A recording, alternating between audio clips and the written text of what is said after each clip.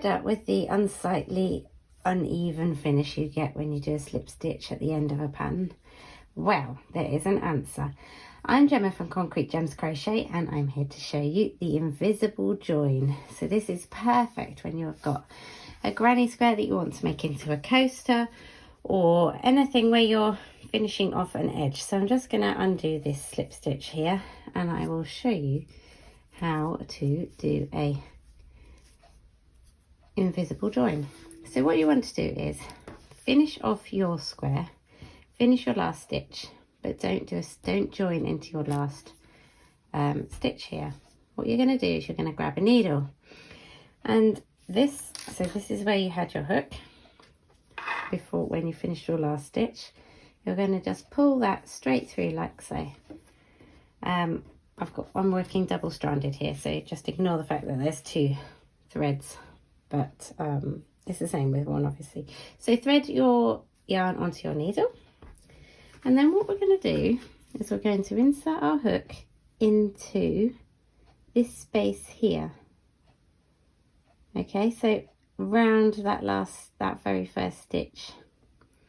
So you want to be following the line of this piece of thread here that goes around the stitch. So we go in, and this works for any stitch as well. And you want to pull it about as tight as you would have it if it was a stitch, okay? So you can see like so. And then the next step is we're going to insert our hook down into the eye of that last stitch, okay? Straight down and pull it through, okay?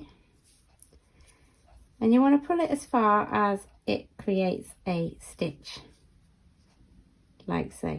Okay, so we've gone over the top of that first stitch, joining it on to the last stitch.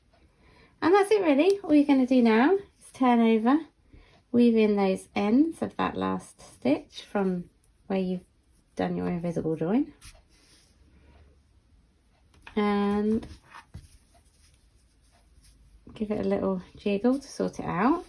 And there you have it. You cannot really tell, oh, that's my end poking through. You cannot really tell where your join is now, can you? It's pretty seamless, and that is the invisible join. I use this in lots of my patterns. This particular motif I've used in my granny plant pot cover, and also I'm using it now in a lovely festival bag. It's like a bum bag styly with a zip and a strap. It's pretty cool, so go check out those patterns. I'll link them in the description below. Thank you very much for watching. I hope you've enjoyed this tutorial and that you're going to use it in your patterns. Join me again soon for another tutorial.